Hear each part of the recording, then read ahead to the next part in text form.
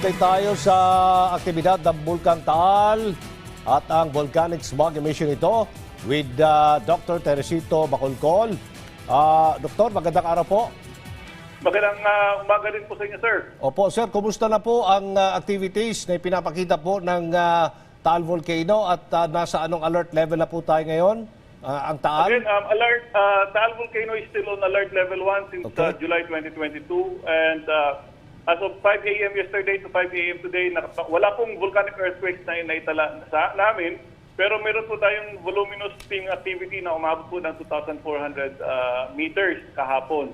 And noong September 9, yung SO2 emission po natin ay umabot po ng, yung sulfur dioxide emission umabot po ng 2,371 tons per day. May mga na-monitor ba kayong pamamaga ng bulkan? At ano po ang mga parametro na inyong tinitingnan upang baguhin ang alert level kapag ito po'y patuloy na nag-aalboroto?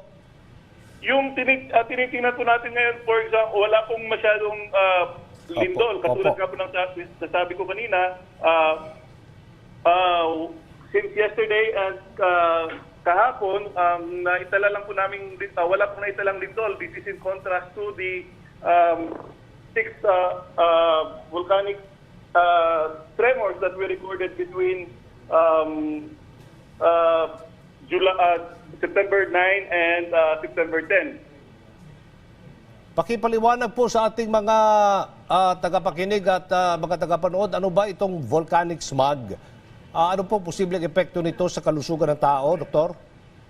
Yung volcanic smog po, contrary to ordinary fog, in contrast to ordinary fog, which is composed of moisture and water vapor, yung fog po ay pinaghalong water vapor at particulates na sinasamahan po ng sulfur dioxide. And kapag ito po ay nalanghap ng mga kababayan natin, pwede pong ma-irritate yung mata nila, yung throat and respiratory tract. And yung severity po would depend on the gas concentration and the duration of exposure.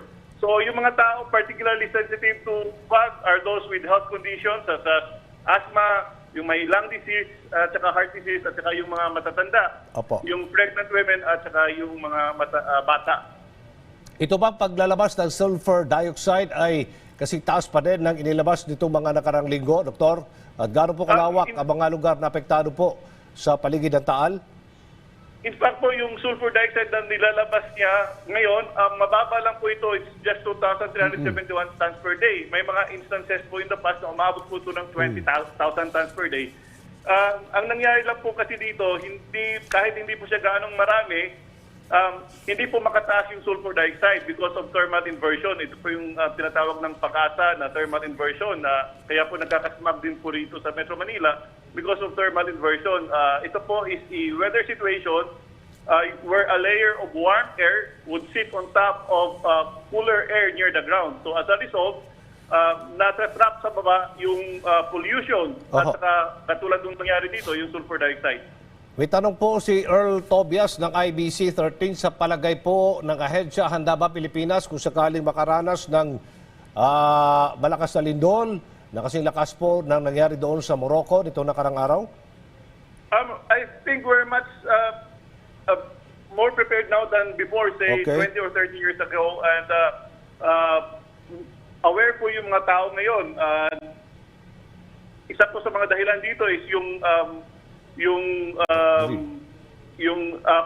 every quarter na earthquake drill na ginagawa ng Endure IMC. Okay. Follow-up question from Earl. Ano pong kritikal na sitwasyon o senaryo na dapat bantayan o iwasan ng mga Pilipino sa oras na may malakas na lindol na tatama po sa atin, lalo na sa Metro Manila? Again, kailangan po nating paghandaan. Sumunod po tayo sa building code. Make sure that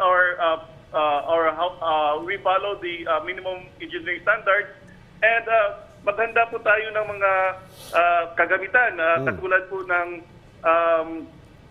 yung emergency bag. Kailangan po rin tayong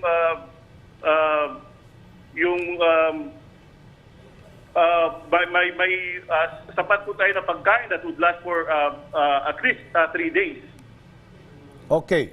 May mga kasalukuyang earthquake-related projects na nasa implementation phase na ba ang ahensya para masiguro ang kahandaan at kaligtasan ng mga Pilipino sa oras na dumating? Tinaguriang the big one. Follow-up question from Earl. Doktor? May mga initiatives na po tayo dito like yung LGUs for example, Apo. where the West Valley Fault would pass through.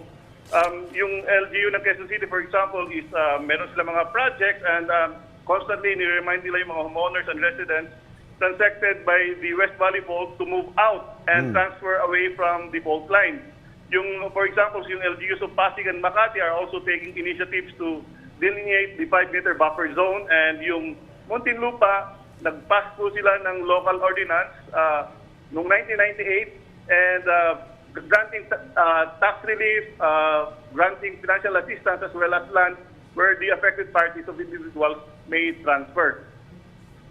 Maraming salamat po sa inyong panahon, FIVOX OIC Dr. Teresito Bacolcol. Ingat po.